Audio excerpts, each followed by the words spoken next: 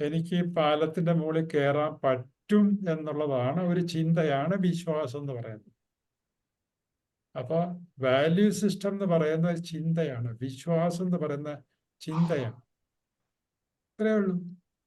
ഇപ്പൊ പേടി എന്ന് പറയുന്നത് ഞാൻ കയറിയാൽ, പാലത്തെ കയറിയാൽ ഞാൻ താഴെ വീഴും, അതാണ് എൻ്റെ ചിന്ത. അപ്പൊ പുതിയ ചിന്ത ഉണ്ടാക്കുക. പുതിയ ചിന്ത എങ്ങനെയാകാം? അത് വാക്കുകൾ കൊണ്ടുണ്ടാക്കാം, വീഡിയോ ആയിട്ട്, കാഴ്ചയായിട്ട്, 5 സെൻസറി ഓർഗൻ ഉപയോഗിച്ച് ഏതുണ്ടാക്കിയാലും അതെല്ലാം ചിന്തകൾ. കാണുന്നു, അതൊരു ചിന്തയാണ്. കേൾക്കുന്നു, അതൊരു ചിന്തയാണ്. ഫീൽ ചെയ്യുന്നു, അത് വേറൊരു ചിന്തയാണ്. 5 സെൻസറി ഓർഗൻ ഉപയോഗിച്ചിട്ടാണ് ചിന്തകളെ നമ്മൾ ക്രിയേറ്റ് ചെയ്യുന്നത്. അപ്പൊ ഏതെങ്കിലും ഒരു ചിന്ത, ഏതെങ്കിലും ഒരു ഓർഗൻ ഉപയോഗിച്ചിട്ട് ഞാൻ ആ പാലം കയറി പോകുന്നതായിട്ടൊരു ചിന്ത അങ്ങ് വിഷ്വലൈസ് ചെയ്യും, ഇല്ലേ? അതവിടെ ഉറച്ചു. ആ ചിന്ത ഇങ്ങനെ തുടർച്ചയായിട്ട് അങ്ങ് കണ്ടാൽ മതി. കണ്ടു കഴിയുമ്പം ഈ സാധന സബ് കോൺഷ്യസ് മൈൻഡ് രജിസ്റ്റർ ചെയ്യുമ്പോൾ കോൺഫിഡൻ്റ് ആയി. കോൺഫിഡൻസ് എന്ന് പറയുന്നത് എന്താണ്? ഞാൻ കാര്യങ്ങൾ ചെയ്യുന്നതായിട്ട് വിഷ്വലൈസ് ചെയ്യുന്ന, അതാണ് കോൺഫിഡൻസ് എന്ന് പറയുന്നത്. അത്രയേ ഉള്ളൂ. വിമാനത്തെ കയറാൻ പേടിയാണ്, കാരണം വിമാനത്തെ കയറി കഴിഞ്ഞാൽ വിമാനം താഴെ പോകും. അപ്പൊ അവന്റെ മനസ്സിലിരിക്കുന്ന ചിന്ത എന്താണ്? അവന് കയറിയ വിമാനം നാളെ കയറാൻ പോവുകയാണ്. അപ്പൊ ഇന്ന് തന്നെ അവന് വിഷ്വലൈസ് ചെയ്തു, ഞാൻ കയറുന്നു, വിമാനം താഴെ പോകും. പേടിയായി. അപ്പൊ എന്ത് ചെയ്യണമെന്ന് വെച്ചാൽ, ഞാൻ കയറുന്നു, വിമാനം ഇങ്ങനെ പറന്ന് പറന്ന് പോകുന്നു, അടുത്ത രാജ്യത്ത് പോയിട്ട് ലാൻഡ് ചെയ്യുന്നു. അതങ്ങ് വിഷ്വലൈസ് ചെയ്യണം, തുടർച്ചയായിട്ട് വിഷ്വലൈസ് ചെയ്യണം. അതവിടെ അങ്ങോട്ട് രജിസ്റ്റർ ചെയ്യും. ഇതാണ് കോൺഫിഡൻസ് എന്ന് പറയുന്നത്. ഈ NLPയുടെ ഏറ്റവും വലിയ പ്രിൻസിപ്പിൾ, ഏറ്റവും വലുതല്ല, അതിലെ ഒരു പ്രധാനപ്പെട്ട ഒരു പ്രിൻസിപ്പിൾ എന്ന് പറയുന്നത്, ആ വാക്ക് ഒരു ടെക്നിക്കൽ വാക്കാണ്, എന്നിട്ട് ഞാൻ വിശദീകരിക്കാം. Map is not the territory എന്ന് പറഞ്ഞ ഒരു പ്രിൻസിപ്പിളുണ്ട്. എന്ന് പറഞ്ഞാൽ എൻ്റെ ഉള്ളിൽ കിടക്കുന്ന ലോകം, അതാണ് മാപ്പ് എന്ന് പറയുന്നത്. മാപ്പ് എന്ന് പറഞ്ഞാൽ ലോകത്തിന്റെ പടം ഉണ്ടല്ലോ. അപ്പോ എൻ്റെ ഉള്ളിൽ കിടക്കുന്ന ലോകം, അത് മാത്രമേ എനിക്ക് ശരിയുള്ളൂ. ഇതുപോലെ 10 പേരോട് ചോദിച്ചാൽ 10 പേരുടെ ഉള്ളിൽ ഓരോ ലോകം കിടപ്പുണ്ട്. 10 പേരും വിശ്വസിക്കുന്നത് ഓരോരുത്തരുടെ ഉള്ളിൽ കിടക്കുന്ന ലോകം ശരിയാണ്. അപ്പൊ അടിയായില്ലേ? ഒരാള് പറയുന്ന ഒരു കാര്യം, അവൻ വിശ്വസിക്കുന്ന കാര്യങ്ങൾ പറയുന്നു, ഞാനത് അംഗീകരിക്കുന്നില്ല, കാരണം എൻ്റെ വേറെ വിശ്വാസമാണ്, എൻ്റെ ലോകം വേറെയാണ്. അപ്പോൾ അവിടെയാണ് പ്രശ്നം വന്നിരിക്കുന്നത്. അപ്പോ മറ്റുള്ള ആൾക്കാർ വേറൊരു ലോകത്തിൽ സഞ്ചരിക്കുന്നു, എന്നെ അംഗീകരിക്കുന്നില്ല. 4 പേരുടെ മുമ്പിൽ എന്നെ അംഗീകരിക്കുന്നില്ല, എൻ്റെ ലോകം അവരെ അംഗീകരിക്കുന്നില്ല. ഉടനെ ഞാൻ ഡൗൺ ആയി, എൻ്റെ കോൺഫിഡൻസ് പോയി. അപ്പോൾ പുതിയൊരു ചിന്ത ഉണ്ടാക്കുക. അവരവരുടെ ലോകത്തിൽ സഞ്ചരിക്കുന്നു, ഞാൻ എൻ്റെ ലോകത്തിൽ സഞ്ചരിക്കുന്നു. So what is the problem? Take it easy, അവരങ്ങ് ചിന്തിച്ചോട്ടെ എന്നൊരു പുതിയ ചിന്ത ക്രിയേറ്റ് ചെയ്ത് കഴിഞ്ഞാൽ കോൺഫിഡൻസ് ആയി. അതുപോലെ തന്നെ ചില ആൾക്കാർ ഒരു കാര്യം ചെയ്യുന്നുണ്ട്, അതുപോലെ എനിക്ക് ചെയ്യാൻ പറ്റുന്നില്ല, അയ്യോ എനിക്കങ്ങനെ ചെയ്യാൻ പറ്റുന്നില്ലല്ലോ, അയാളെപ്പോലെ പാട്ട് പാടാൻ പറ്റുന്നില്ലല്ലോ, അയാളെപ്പോലെ ആക്ട് ചെയ്യാൻ പറ്റുന്നില്ലല്ലോ, അയാളെപ്പോലെ കുക്ക് ചെയ്യാൻ പറ്റുന്നില്ലല്ലോ. അപ്പോഴത്തേക്ക് എൻ്റെ കോൺഫിഡൻസ് പോയി. ഉടനെ ഇത്രയും വിചാരിച്ചാൽ മതി, ഞാനും അയാൾ പഠിച്ച പോലെ പഠിച്ചു കഴിഞ്ഞാൽ എനിക്ക് സാധിക്കും. ഇത്രയും വിചാരിച്ചാൽ മതി, അപ്പോഴേ കോൺഫിഡൻ്റ് ആയി. അല്ലേ മറ്റുള്ളവർ ചെയ്യുന്നത് കാണുമ്പം നമ്മുടെ കോൺഫിഡൻസ് പോകും. അപ്പൊ നമ്മുടെ ഉള്ളിൽ വരുന്നത് മറ്റുള്ളവരുടെ, അവര് ചെയ്യുന്ന ജോലിയുടെ ആ മേന്മ കാണുമ്പം, ഇല്ലേ, അങ്ങനെയല്ലേ നമുക്ക് തോന്നുന്നത്. നമ്മളെപ്പോലെ അല്ല, നമ്മളെക്കാളും ബെറ്റർ ആയിട്ട് ഒരാൾ ഒരു കാര്യം ചെയ്യുമ്പോൾ നമ്മുടെ കോൺഫിഡൻസ് പോകാറില്ല. പലർക്കും അങ്ങനെ പോകാറുണ്ട്. കാരണം എന്നേക്കാൾ ബെറ്ററായിട്ട് അവനെ അഭിനയിച്ചു, എന്നേക്കാൾ ബെറ്ററായിട്ട് അയാൾ പാടി. അയ്യോ, അപ്പൊ എനിക്ക് സ്റ്റേജിൽ കയറാനുള്ള കോൺഫിഡൻസ് പോയി. ഉടനെ എങ്ങനെ വിചാരിച്ചാൽ മതി, അയാൾ എന്നേക്കാൾ കൂടുതൽ നന്നായിട്ട് പെർഫോം ചെയ്യുന്നതിന് കാരണം അയാൾ കൂടുതൽ പ്രയത്നിച്ചിട്ടുണ്ട്, കൂടുതൽ പ്രാക്ടീസ് ചെയ്തിട്ടുണ്ട്. എനിക്കും ഒരു കാലത്ത് അങ്ങനെ ചെയ്യാൻ പറ്റും, ടേക്ക് ഇറ്റ് ഈസി എന്ന് വിചാരിച്ചാൽ മതി. അപ്പൊ കോൺഫിഡൻ്റ് ആയി, ഇല്ലേ? പിന്നെ ഈ കോൺഫിഡൻസ് പോയി കഴിയുമ്പോൾ നമ്മുടെ ശരീരത്തെ ശ്രദ്ധിച്ചാൽ മതി.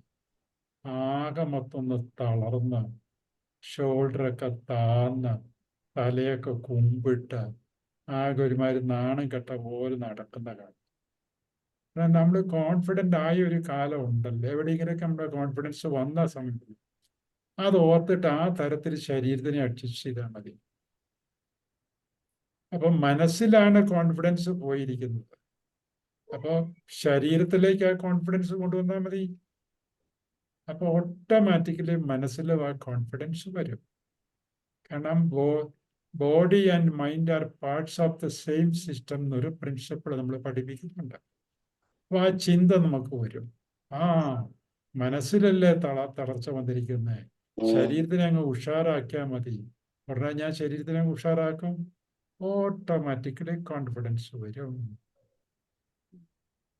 അതുപോലെ തന്നെ നമ്മുടെ ജീവിതത്തിൽ പലപ്പോഴും പരാജയം വരും.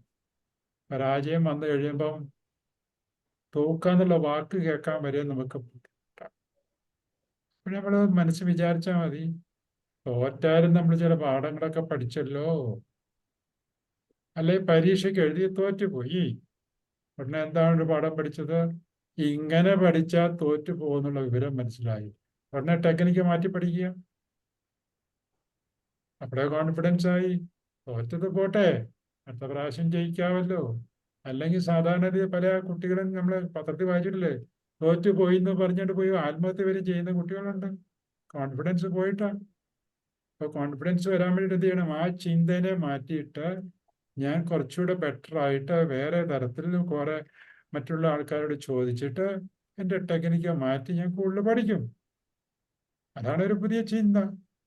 ഐ ക്യാൻ ഡു ബെറ്റർ വേ എന്നുള്ളൊരു പുതിയ ചിന്ത ക്രിയേറ്റ് ചെയ്തപ്പോൾ കോൺഫിഡൻസ് വന്നു. അപ്പൊ ജീവിതത്തിൽ എന്തൊക്കെ നെഗറ്റീവായിട്ട് സംഭവിച്ചു കഴിഞ്ഞാലും അതിനെ പോസിറ്റീവായിട്ട് കാണാനുള്ള ചിന്ത നമ്മുടെ ഇടയിൽ ഉണ്ടായിരിക്കണം. അതൊക്കെയാണ് നമ്മൾ ഈ NLP ക്ലാസ് കൊണ്ട് പഠിക്കുന്നത്.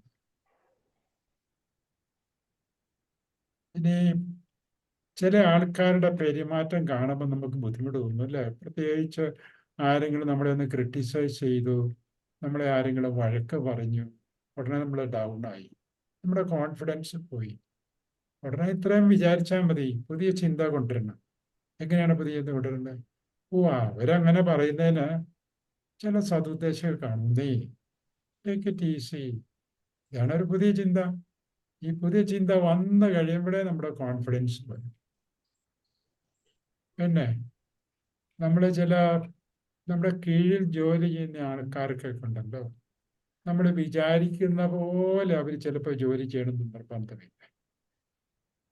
അപ്പൊ ഇത്രയും വിചാരിച്ചാൽ മതി, ഞാൻ പറയുന്ന പോലെ അവൻ ചെയ്തില്ലല്ലോ എന്ന് പറഞ്ഞുകൊണ്ട് അവനോട് ദേഷ്യം തോന്നും.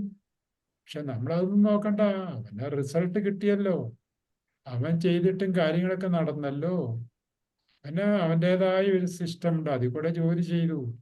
സോ ഇറ്റ് ഈസ് ഓക്കെ എന്ന് വിചാരിച്ചാൽ മതി. അപ്പം നമ്മുടെ ബുദ്ധിമുട്ട് മാറി, നമ്മളും കോൺഫിഡൻ്റ് ആയി. അതുപോലെ തന്നെ ഓരോ വ്യക്തികളും അവർക്ക് ശരിയെന്ന് തോന്നുന്ന കാര്യങ്ങളാണ് അവർ ചെയ്യുന്നത്. അപ്പൊ അതിലെന്താ തെറ്റിരിക്കുന്നത് എന്ന രീതി ചിന്തിച്ചു. ഇതിങ്ങനെ നമ്മുടെ മനസ്സിനെ വേദനിപ്പിക്കുന്ന, നമ്മുടെ കോൺഫിഡൻസ് പോകുന്ന ഓരോരോ ചിന്തകൾ വരുമ്പം ആ ചിന്തകളെ മറികടക്കുന്ന ഒരു പുതിയ ചിന്ത ക്രിയേറ്റ് ചെയ്യുക. അതാണ് നമ്മൾ NLP കൊണ്ട് പഠിക്കുന്നത്. അതുപോലെ നമ്മൾ പലപ്പോഴും പല കാര്യങ്ങളും ചെയ്തിട്ട് വിജയിക്കുകയല്ല, ഉടനെ നമ്മൾ ഡൗൺ ആയി, ഇല്ലേ? അയ്യോ, അത് ശരിയായില്ലല്ലോ, നമ്മൾ ചെയ്ത കാര്യം നടന്നില്ലല്ലോ, നമ്മുടെ കോൺഫിഡൻസ് പോയി. പിന്നെ ആ ഭാഗത്തേക്കേ പോവുകയല്ല. ഉടനെ പറഞ്ഞാൽ മതി, ഈ രീതി ചെയ്തിട്ട് അത് നടന്നില്ല, വേറെ രീതി ചെയ്യാൻ പറ്റുമായിരിക്കും. നമ്മൾ കേട്ടിട്ടില്ല ഔട്ട്സൈഡ് ദ ബോക്സ് എന്നൊക്കെ പറയില്ലേ, വേറൊരു തരത്തിൽ ചിന്തിക്കുക. ഞാൻ അതരേ ചിന്തയിൽ കൂടെ പോയത് കൊണ്ടാണ് അത് ഫലിക്കാതെ വന്നത്. അപ്പൊ ഈ പുതിയ ചിന്ത വന്നു കഴിയുമ്പോൾ നമ്മൾ കോൺഫിഡൻ്റ് ആയി. അപ്പൊ ഇങ്ങനെ ചിന്തകളെ മാറ്റി മാറ്റി നമുക്ക് കോൺഫിഡൻസ് വരുത്തിയെടുക്കാമെന്ന് പറയും. ഇതാണ് തിങ്ക് ഡിഫറെൻ്റ്ലി എന്ന് പറയുന്നത്.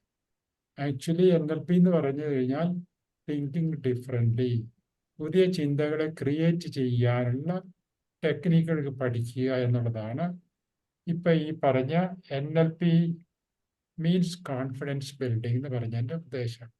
ഇങ്ങനെ ഒത്തിരി കാര്യങ്ങളുണ്ട്. NLP means lot of things. Changing തോട്ട്സിനെ പറ്റിയാണ് ഇന്നത്തെ ക്ലാസ് നമ്മൾ ഉദ്ദേശിച്ചത്. അപ്പോൾ കോൺഫിഡൻസ് ഉണ്ടാക്കാൻ വേണ്ടിയിട്ട് ഇപ്പം നിലവിൽ നമ്മുടെ ഉള്ളിലിരിക്കുന്ന ചിന്തകളെ മാറ്റി പുതിയ ചിന്തകളെ നമ്മൾ ഉണ്ടാക്കി കഴിഞ്ഞാൽ നമ്മൾക്ക് കോൺഫിഡൻസ് ബിൽഡ് ചെയ്യാൻ പറ്റും. നിങ്ങൾക്ക് ഏതെങ്കിലും കാര്യത്തിൽ കോൺഫിഡൻസ് ഇല്ലെങ്കിൽ ഇപ്പൊ പറഞ്ഞാൽ മതി, പുതിയ ചിന്ത ഉണ്ടാക്കാൻ എനിക്ക് പറ്റുന്നില്ലെന്ന് പറഞ്ഞാൽ ഞാൻ അതിന്റെ ടെക്നിക്ക് ഇപ്പൊ പറഞ്ഞുതരാം. സിമ്പിളാണ്.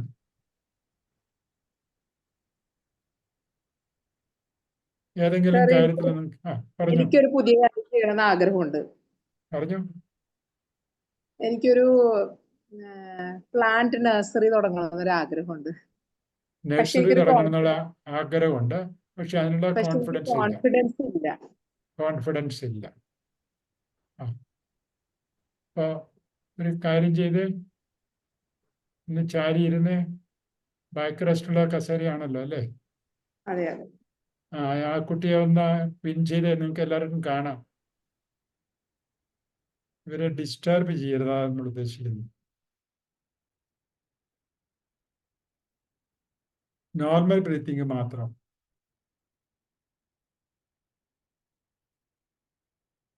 മനസ്സ് വയറിന്റെ ഭാഗത്തേക്ക് പോട്ടെ, വയറ് പൊങ്ങുന്നത് താഴുന്നത് ശ്രദ്ധിക്കണം. ഇത് ചെയ്തുകൊണ്ടിരിക്കുമ്പോൾ ചിന്തകൾ വരും. ചിന്തകൾ വന്നോട്ടെ. വീണ്ടും തിരിച്ച് വയറിന്റെ മൂവ്മെന്റിലേക്ക് ശ്രദ്ധ വരട്ടെ.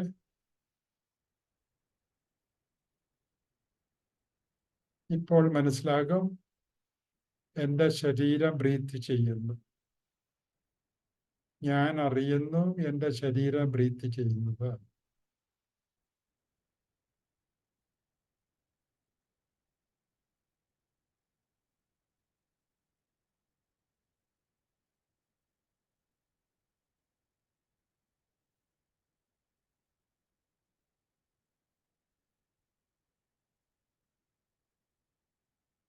ഇനി ഞാൻ ഒരു നഴ്സറി തുടങ്ങുന്നതായിട്ട് മനസ്സിൽ കണ്ട്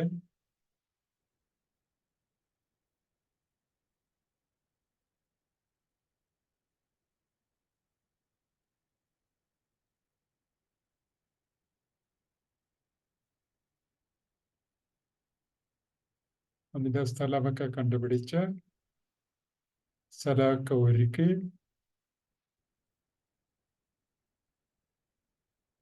ആദ്യം അതിന് മുമ്പായിട്ട് നഴ്സറി ഒരുപക്ഷെ അതിൻ്റെ അഡ്വൈസൊക്കെ കിട്ടണമായിരിക്കും.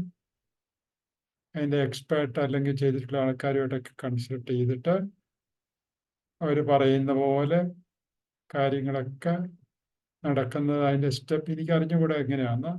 അതൊക്കെ വിദ്യ കണ്ടോണം. സ്റ്റെപ്പ് ബൈ സ്റ്റെപ്പ് ആയിട്ട് കാര്യങ്ങൾ മുന്നോട്ട് പോകട്ടെ, അതിൻ്റെതായ ടൈം എടുക്കട്ടെ. എന്നിട്ട് മുന്നോട്ട് പോയിട്ട് അവസാനം ആ നഴ്സറിയുടെ റിസൾട്ട് കിട്ടുന്നതായിട്ട് വരെ കാണും. എന്ന് പറഞ്ഞാൽ തൈകളൊക്കെ വിറ്റ് ആ ലെവൽ വരെ കാണും. You take your own time. ഒരു 2 മിനിറ്റ് കൊണ്ട് സ്റ്റെപ്പ് ബൈ സ്റ്റെപ്പായിട്ട് കാണും. എന്ന് പറഞ്ഞാൽ അതിൻ്റെ ഔട്ട്കം കിട്ടുന്നത് വരെ കാണും.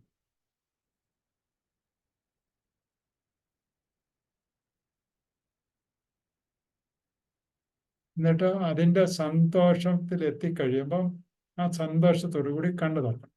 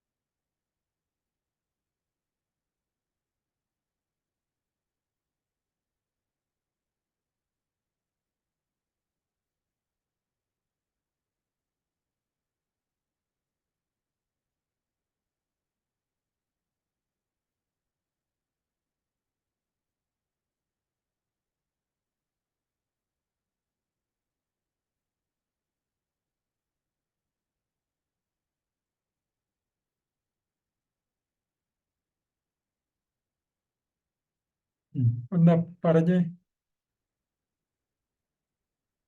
ഒന്ന് അൺമ്യൂട്ട് ചെയ്തേ, ഒന്ന് അൺമ്യൂട്ട് ചെയ്തേ. എന്നിട്ട് എങ്ങനെയാ പോയെന്ന് അതൊക്കെ ഇവർക്ക് കേൾക്കാൻ വേണ്ടി ഒന്ന് വിവരിച്ച്. ഓക്കെ, ഞാൻ അതിന്റെ ഒരു സാറുമായിട്ട്, അഗ്രികൾച്ചർ ഡിപ്പാർട്ട്മെന്റ് സാറുമായിട്ട് അതുമായിട്ട് സംസാരിച്ച്, അതായത് നമ്മളിപ്പോ ഉള്ള എല്ലാം പൊല്യൂട്ടഡ് ഒത്തിരി കെമിക്കൽസ് ഒക്കെ യൂസ് ചെയ്തിട്ടുള്ളതല്ലേ ചെയ്യുന്നത്. അപ്പം നേച്ചർ ഫ്രണ്ട്ലി ആയിട്ടുള്ള ഒരു നഴ്സറിയാണ് ഞാൻ ഉദ്ദേശിക്കുന്നത്. ഞാൻ സംസാരിച്ചു, സാറ് പറഞ്ഞു അത് നല്ല സ്ഥലമാണ്, നമുക്ക് തുടങ്ങാം. പക്ഷെ നമുക്ക് വണ്ടി അതിനകത്തോട്ട് കയറാൻ പറ്റുന്ന വിധത്തിൽ അത് ആക്കണം, കുറച്ച് പൈസ അതിനകത്ത് മുടക്കേണ്ടി വരുന്ന പറയുന്നത്. അപ്പോ ഞാൻ പറഞ്ഞു സാറേ, ഞാൻ അതിനൊരു ലോണിന് അപ്ലൈ ചെയ്യാം.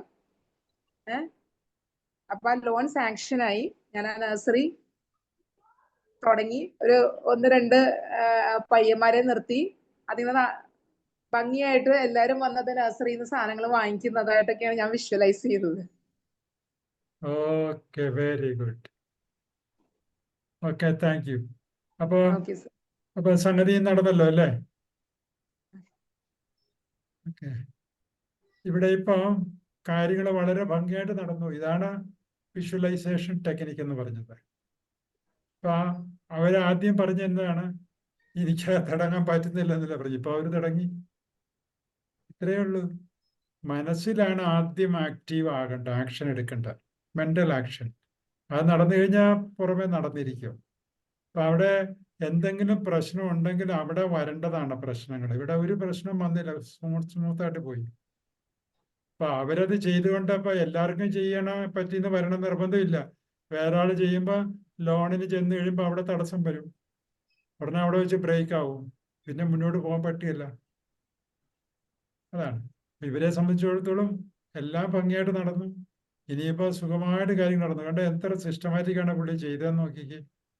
അപ്പൊ ആദ്യം പറഞ്ഞ എന്താണ്, എനിക്ക് ഒരു നഴ്സറി തുടങ്ങാൻ സാധിക്കുന്നില്ലെന്നുള്ള രീതിയിലാണ് പുള്ളി ഇരുന്നത്. നോക്കിക്കഴിഞ്ഞപ്പോൾ ശരിയാ, ഈസിയായിട്ട് നടന്നു. ഇവിടെ എന്താണ് ചെയ്തതെന്ന് വെച്ചാൽ റിലാക്സ് ചെയ്തു എന്നുള്ളതാണ്. റിലാക്സ് ചെയ്തിട്ട് കാര്യങ്ങളെ വിഷ്വലൈസ് ചെയ്തപ്പോൾ ഭംഗിയായിട്ട് നടന്നു.